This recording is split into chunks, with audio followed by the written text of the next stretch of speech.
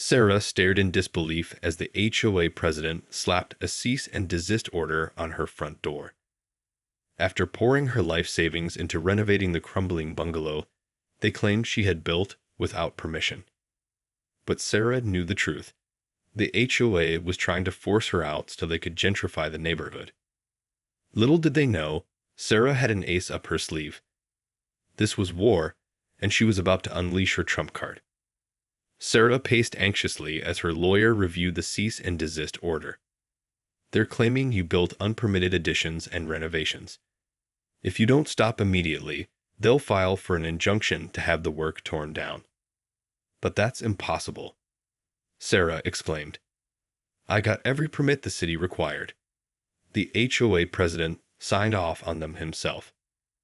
Her lawyer shook his head grimly. Apparently, they're claiming those permits are invalid. They're playing hardball, Sarah. This is their way of pushing you out so they can redevelop the whole block. Sarah felt her blood boil. After scrimping for years to afford this house, she had poured her heart and soul into restoring its charm. And now, these greedy vultures wanted to take it all away. Not a chance in hell. So, what do I do? She asked through gritted teeth. Fight fire with fire, her lawyer replied. You need to get your hands on those original HOA-approved permits. Once you have those, we can bury them in paperwork and red tape until they back off. Sarah nodded, mind racing. I'll do you one better. I'm going to buy their zoning permit. Her lawyer raised an eyebrow. Their what? The HOA's zoning permit.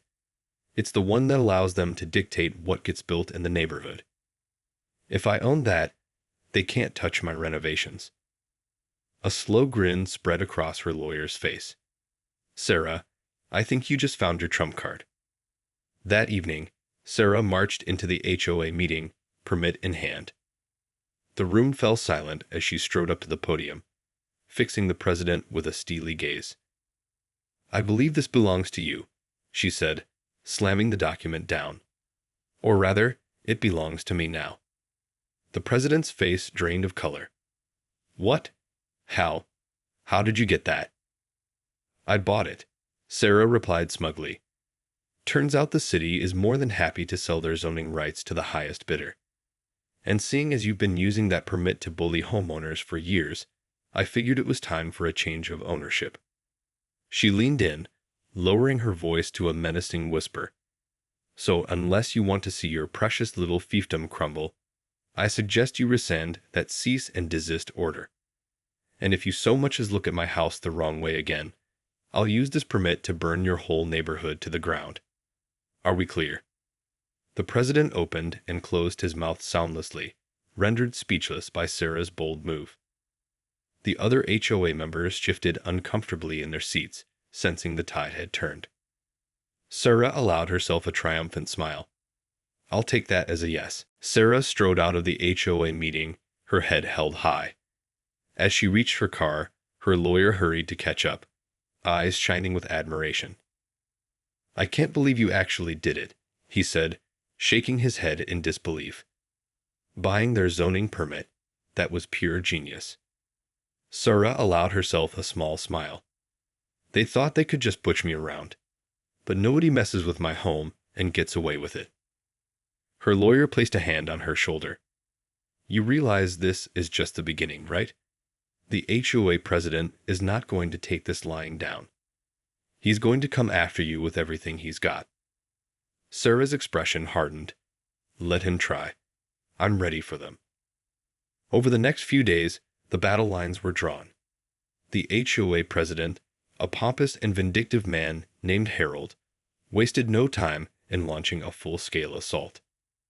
First, he tried to rally the other homeowners against Sarah, painting her as a selfish and disruptive outsider. But Sarah had already won over many of her neighbors with her tireless efforts to revitalize the aging community.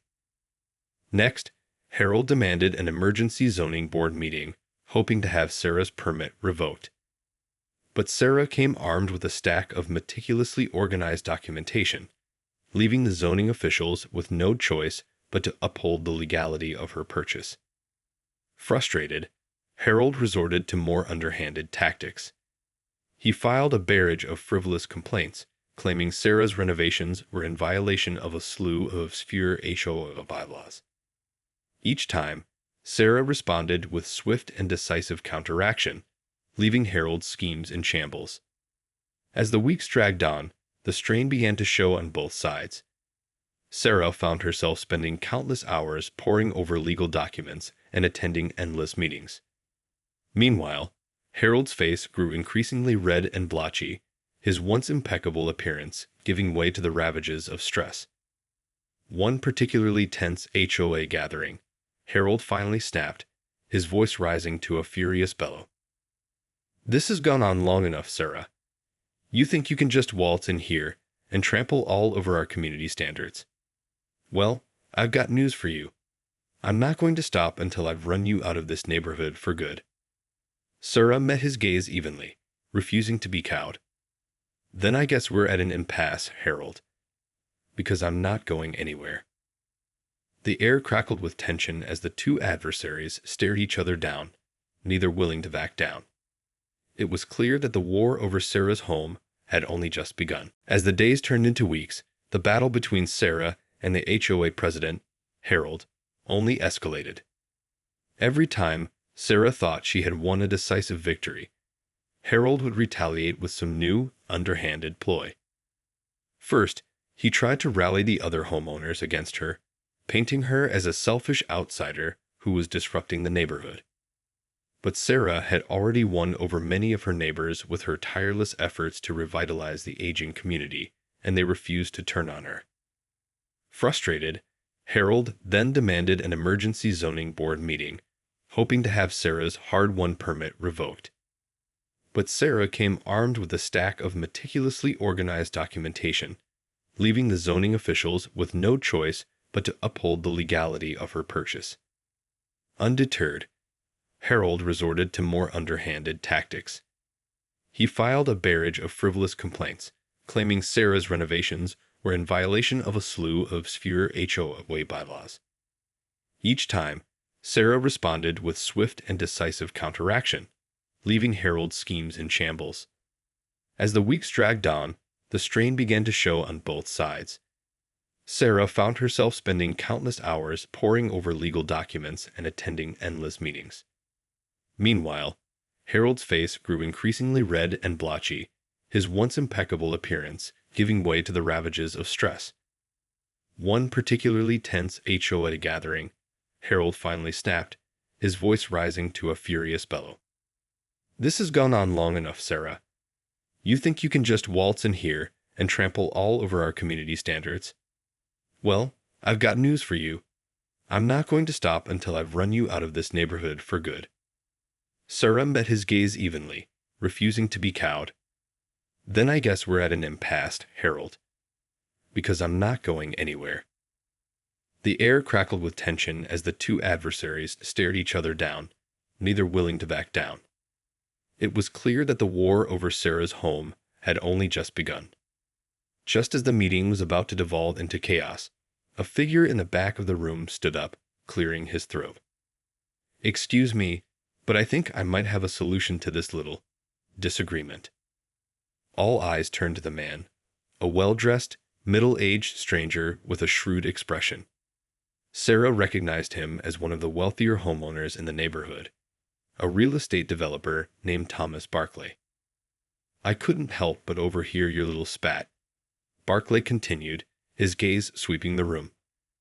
"And it seems to me that the root of the problem is this zoning permit you're all fighting over." He turned to Sarah, a hint of a smile playing on his lips. "Now, I happen to know that the city is rather desperate for new development in this area. And I also happen to have a few deep-pocketed investors who would be more than willing to buy that permit from you at a rather generous price." Sarah felt her heart skip a beat. Was this man offering her a way out of this endless battle? Barclay held up a hand, silencing the murmurs of protest from the other HOA members. Now, let's not get ahead of ourselves. This is purely a business proposition. No one is trying to strong-arm anyone here." He fixed Harold with a pointed stare. Unless, of course, certain individuals continue to make this more difficult than it needs to be. Harold's face flushed with anger, but he remained silent, clearly weighing his options. Sarah took a deep breath, her mind racing. This could be the break she needed. A chance to finally put an end to this never-ending conflict and reclaim her peace of mind. But could she really trust this slick-talking developer? As the meeting erupted into heated debate, Sarah knew she had to make a choice. Would she take Barclay's offer or continue to fight Harold and the HOA on her own? As the HOA meeting dissolved into a cacophony of heated debate, Sarah found herself frozen in indecision. On one hand, Barclay's offer presented a tempting opportunity to finally put an end to her endless battle with the HOA. But on the other, she couldn't shake the nagging feeling that the slick-talking developer had an ulterior motive. Sensing her hesitation, Barclay stepped closer, his voice lowered to a conspiratorial murmur. "Look, Sarah, I know this has been a hell of a fight for you, but let's be honest. You're exhausted. And these vultures," he jerked his chin towards the squabbling HOA members, "they're not going to stop until they've run you out of this neighborhood. Take my offer, and you can walk away with a tidy profit and never have to deal with them again." Sarah chewed her lip, her mind racing. As much as she hated to admit it, Barclay was right. The constant stress and legal wrangling was taking a heavy toll, and the thought of finally having peace of mind was incredibly appealing. "What's the catch?" she asked wearily. Barclay shrugged. "No catch. Just good old-fashioned capitalism. I want that zoning permit, and I'm willing to pay handsomely for it. You get to walk away with your dignity and your renovations intact, and I get to redevelop this area the way I see fit." Sarah's eyes narrowed. "And what about the other homeowners? What happens to them?"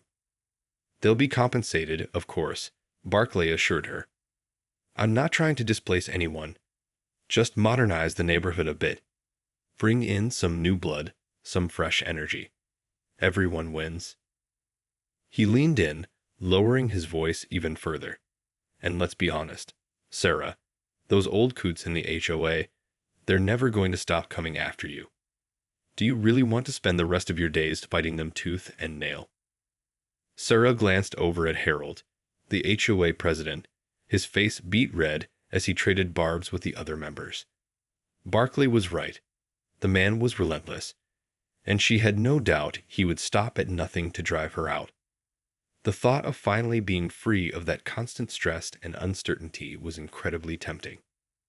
But then she remembered the look of joy on her neighbors' faces as she breathed new life into the crumbling bungalow, the sense of community she had worked so hard to foster. Could she really just abandon them to Barclay's grand redevelopment plans? Torn, Sarah opened her mouth to respond, when a sudden commotion by the front door drew everyone's attention. "What is the meaning of this?" Harold bellowed as a pair of uniformed police officers strode into the room. One of the officers stepped forward, his expression impassive.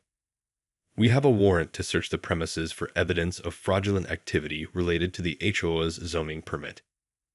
As the room erupted into shocked murmuring, Sarah couldn't help but feel a glimmer of hope.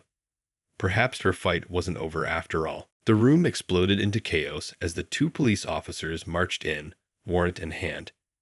Harold, the HOA president, turned a furious shade of red, sputtering and gesticulating wildly. "What is the meaning of this?" he demanded.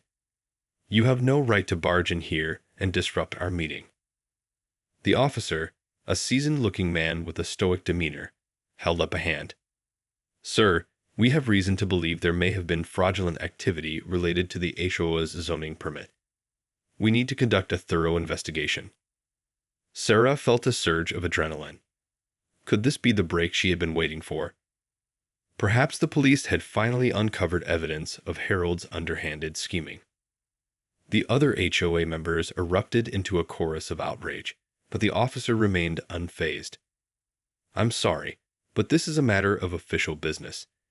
If you have nothing to hide, I'd suggest you cooperate fully." Harold's face twisted with rage. "This is an outrage. I demand to see a warrant. The officer calmly produced the document, handing it to Harold. There you are, sir. Now, if you'll please step aside, we have some investigating to do. As the police began combing through the HOA's records, Sarah caught Barclay's eye.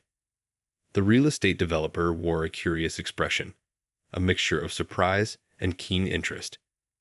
Their earlier conversation flashed through her mind, and she couldn't help but wonder if he had somehow orchestrated this turn of events. But before she could ponder it further, her attention was drawn to the growing commotion at the front of the room.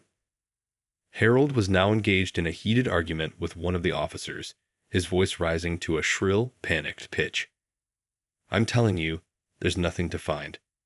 The permits are all in order, I swear.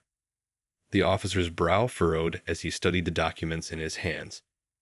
I'm afraid that's not what it looks like, sir. These appear to be forged.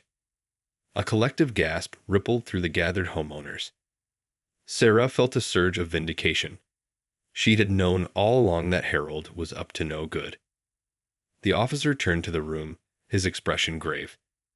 Ladies and gentlemen, it seems we've uncovered evidence of widespread fraud and misappropriation of funds within your HOA. I'm going to need to take these records back to the station for further analysis.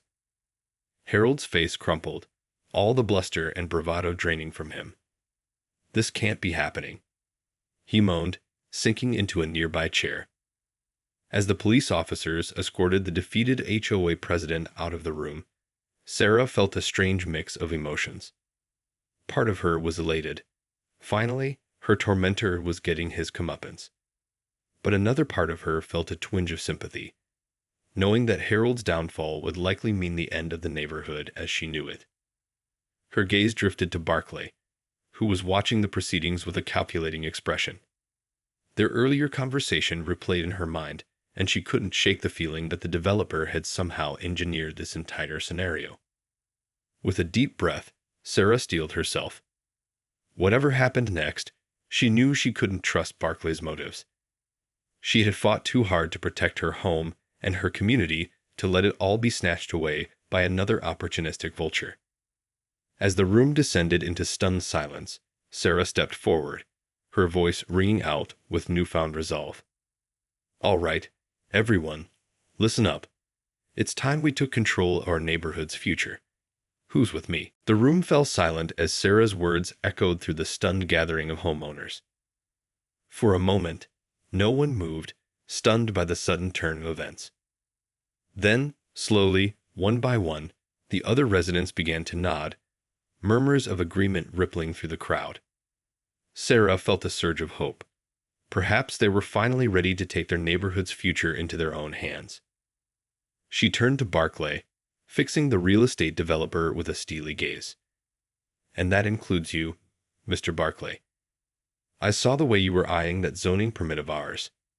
Well, forget it. It's not for sale, not to you or anyone else. Barclay raised his hands in a placating gesture, a calculated smile spreading across his face. Now, Sarah, let's not be hasty. I'm simply trying to offer a solution that works for everyone. A solution that benefits you, you mean? Sarah shot back. Well, I'm not interested. This community has had enough of people trying to exploit us for their own gain. She swept her gaze across the room, meeting the eyes of her fellow homeowners. Look, I know we've all had our differences in the past, but right now, we need to stand united. We need to take back control of our neighborhood and decide its future for ourselves. A murmur of agreement rippled through the crowd, and Sarah felt a surge of momentum. So who's with me? Who's ready to fight for our homes, our community, and our way of life? This time, the response was immediate and resounding. Homeowners began to applaud and shout their support, the weight of their collective frustration and determination palpable in the air. Barclay's expression soured, his calculated veneer cracking as he realized his plans had been thwarted. He opened his mouth to protest, but Sarah cut him off with a raised hand. Save it, Barclay. Your kind of development is exactly what we're fighting against. If you've got a problem with that, you can take it up with the new HOA board. the one that's going to be run by the actual residents of this community. She turned to the police officers, who had been watching the proceedings with a mixture of amusement and approval. Officers, I think you'll find that the real criminals are the ones who've been trying to manipulate and exploit us all along. The lead officer nodded, a hint of a smile playing on his lips. We'll be sure to look into that, ma'am. In the meantime, I'd suggest you and your neighbors start getting your affairs in order. You've got a lot of work ahead of you. As the police ushered the disgraced HOA president out of the room, Sarah felt a surge of exhilaration. For the first time in weeks, she could see a path forward, a way to reclaim her community and build something truly great. Turning to the gathered homeowners, she raised her voice, her words ringing with conviction. All right, everyone, let's get to work. The future of our neighborhood is in our hands now, and I for one am not going to let it slip away without a fight. Who's with me?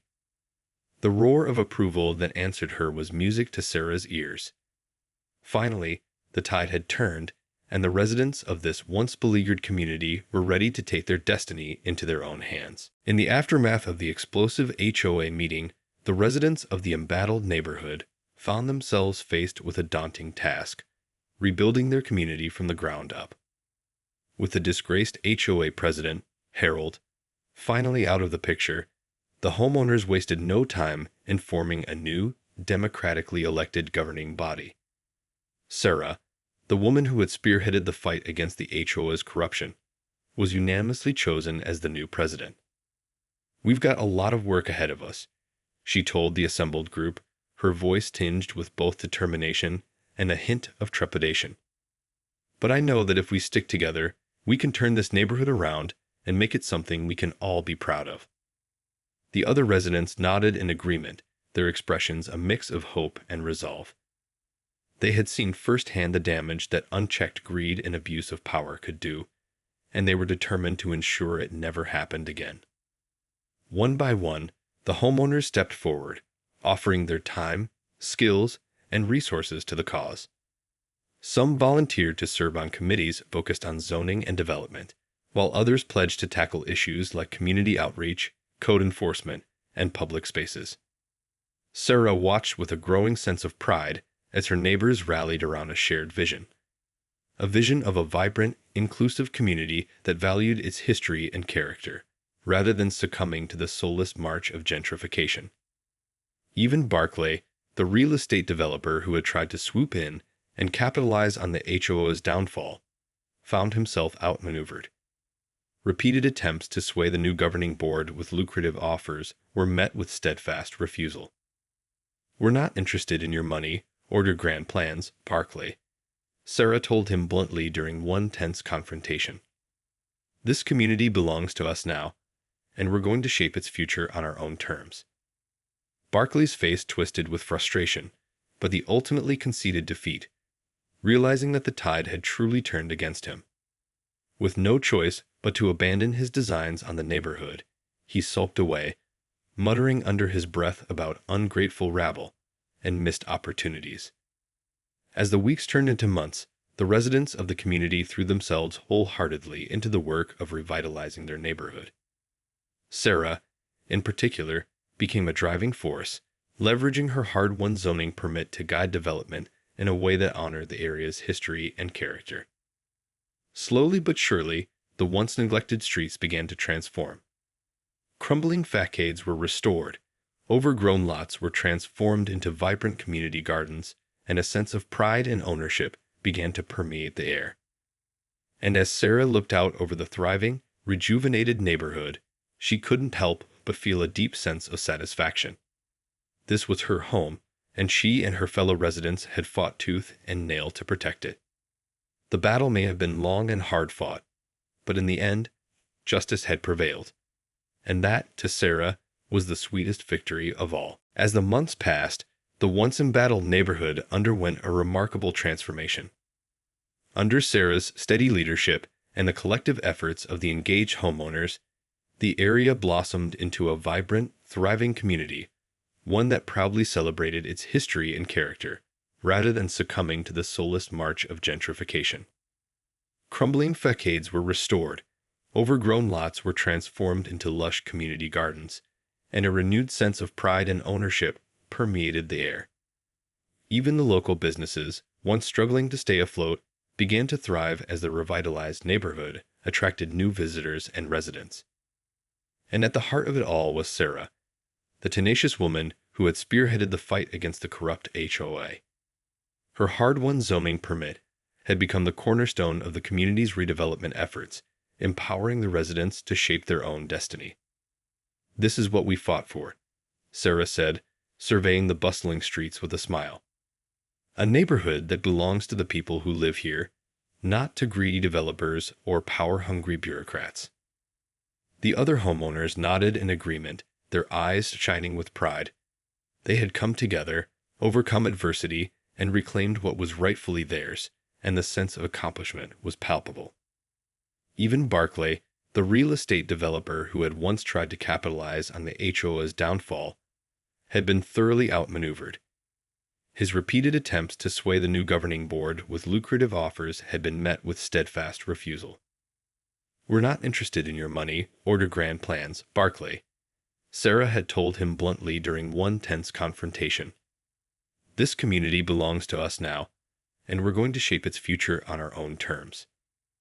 Barclay, his face twisting with frustration, had ultimately conceded defeat, realizing that the tide had truly turned against him. With no choice but to abandon his designs on the neighborhood, he had sulked away, muttering under his breath about ungrateful rabble and missed opportunities. Now, as Sarah walked the revitalized streets, she couldn't help but feel a deep sense of satisfaction. This was her home, and she and her fellow residents had fought tooth and nail to protect it. The battle may have been long and hard fought, but in the end, justice had prevailed. And as the community celebrated its hard-won victory with a lively street fair, complete with music, food, and laughter, Sarah knew that the true triumph was not just the physical transformation of the neighborhood, but the unbreakable spirit of the people who called it home. "We did it," she murmured to herself, her heart swelling with pride. "We took back our community, and we're never letting go." In that moment, Sarah knew that the fight was far from over. There would always be new challenges and obstacles to overcome. But with the strength and determination of her neighbors by her side, she was confident that they could weather any storm and continue to build a future that honored the past and embraced the promise of a brighter tomorrow.